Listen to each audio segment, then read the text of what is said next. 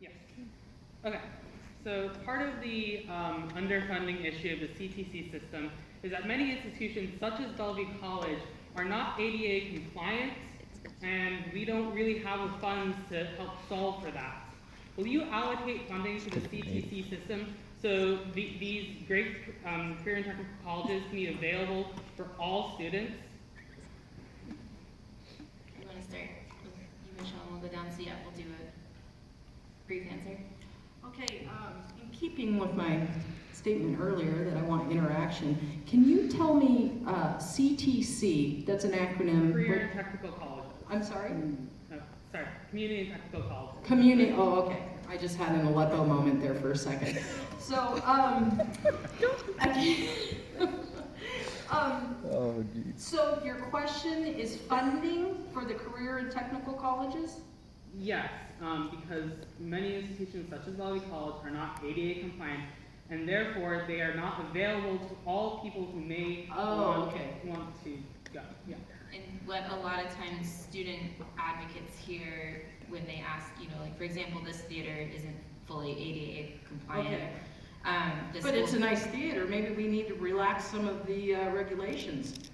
Well, with the ADA compliance, I mean, for example, if someone had a wheelchair, they can only sit up. Oh, I see what you're saying. There's not Okay. any access Okay. through them. Yes, that's what Okay. So specifically, if the So school. you lose funding if it's not ADA compliant, is that what you're saying? We don't lose funding, but in order to make the campus ADA compliant, it would require more funds. Oh, I see what you're saying. So your question is asking if specifically for funding for ADA compliance, to make structures and institutions ADA compliant. Well, that may be an exception to my overall, yeah, we have to fund that. I would support that. Thank you.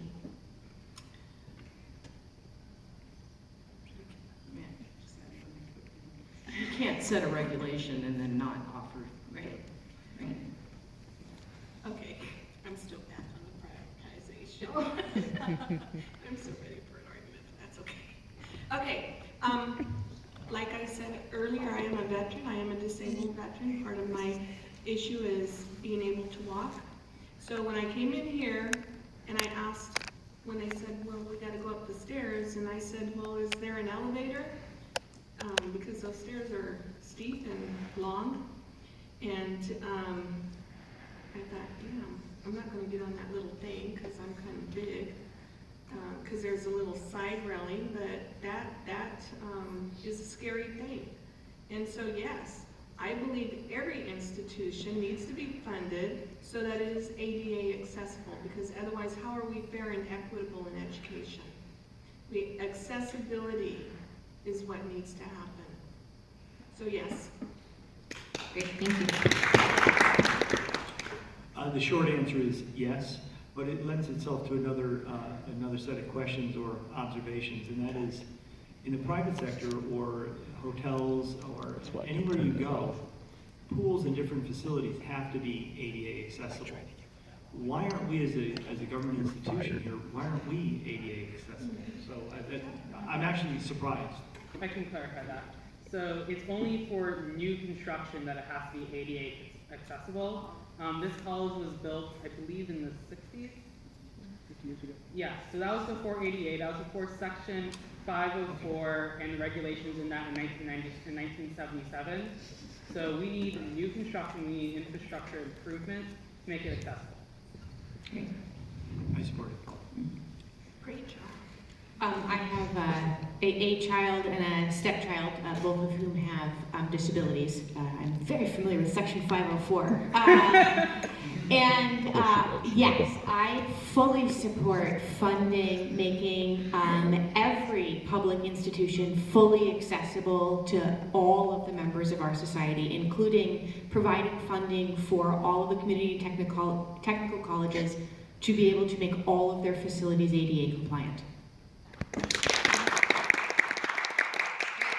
Well, this has been fantastic. Thank you so much for coming out, and thank you for these really good questions.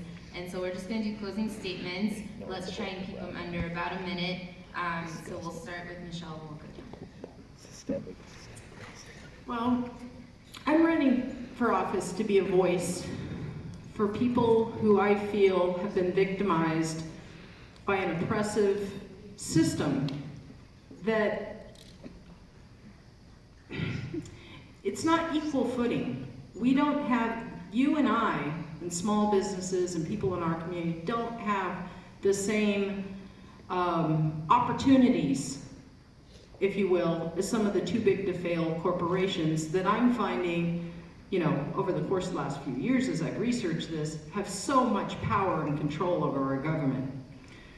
So that's one of the reasons I'm running the way I am, third party, libertarian, because I believe I want the government out of my bedroom, out of my business, out of my wallet, and out of my way. And I want to empower individuals and communities to respond to these problems that we've been talking about today. If we continue this pattern of taking money out of our communities and imposing regulations and taxation, we're going to continue with these same problems. They're just going to get worse. Nothing is going to change. Now, is that to say that I don't have some nuanced positions, that I'm always going to disagree with the Democrats or the Republicans? No. I would hope to be a voice of reason. I would like to rise above the two-party rhetoric. And I want to engage all of you because I don't have all the answers. I just want to represent, I want to hopefully address the problems and bring people together, and together we can come up with the answers.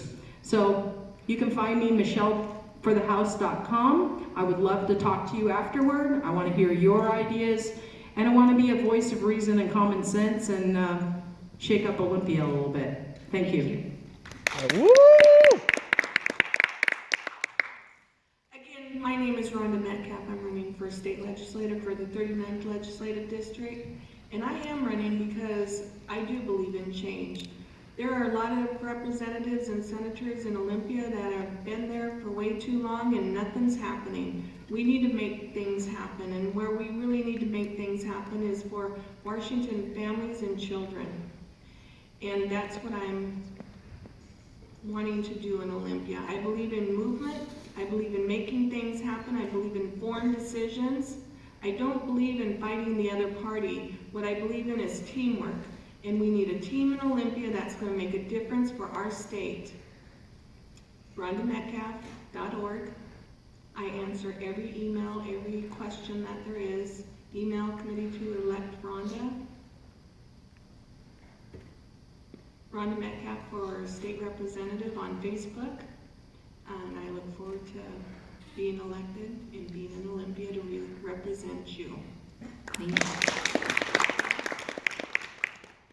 Thank you for the opportunity to be here and share my thoughts and answer your questions.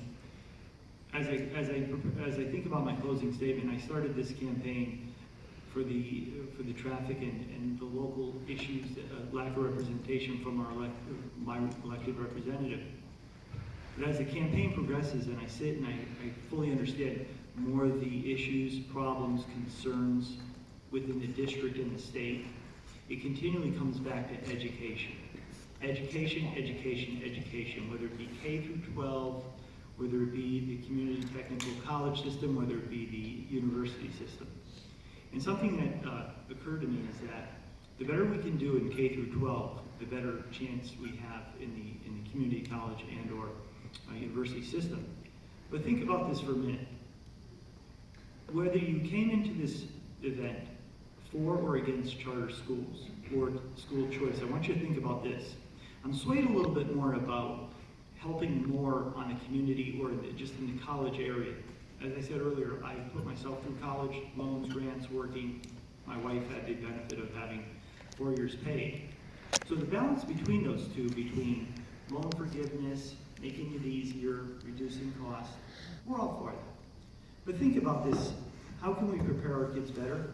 If all of you had access to free college, whether it be here, UW, Eastern, take your pick. Why should you have to wait until college to have your choice of what school to attend? Why can't that be K through 12? Why should kids in a school district that isn't serving their needs, why shouldn't they have the choice to either go to a charter school or transfer to a district that can then meet their needs? So if you think School choice is good when you're in college. Why aren't we extending that to our K through 12 kids also? So with that, Michael Appleby at voteappleby.com, I'd like to represent you in Olympia. Thank you. Thank you. So thank you. My name is Darcy Berner. I don't know if any of you live out in the 5th District, but if you do, please vote for me. But I actually want to take this moment to make a slightly different sort of a pitch. It is really easy to get excited about, invested in, talking about the presidential race. The presidential race is big and huge and sexy, and everybody thinks it's awesome, right? It is much more difficult to get excited about races that are further down the ticket. But in terms of your day-to-day lives, it is likely more important to what happens to you, who you send to the Washington State Legislature, than who, well, I can't say it's more important than the president this year. This is an exceptional year where there's a rather large difference between the candidates. But it matters a great deal what happens at the state legislative level. And I'm inspired by the fact that you all came tonight. We're kind of required to come, you all are not, so thank you. Except those of you who are being paid to be here and track. The thing is, you have a lot of your peers who might or might not vote. They might or might not know why the down ticket races are important. They might or might not know why it matters that they vote for the state legislature. They might not know anything about the candidates. They might feel like since they don't know the judicial positions, maybe that makes them unqualified to vote at all. If you can, reach out to the people around you and encourage them to vote and to participate, because your participation makes a real difference, and these races matter. Thanks. Thank you.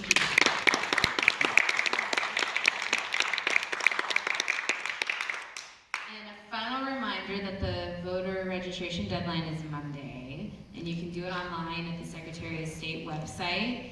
And just remember to do it before Monday so that we can vote in this election. Please remind your friends to vote. And I just want to say thank you to everyone for coming out, for the ASG and the OSLA for putting this on, and also to all of our candidates for coming out. Thank you so much for taking time out of your day. We know you're really busy. And with that, we can have everyone exit the theater and mingle in the foyer.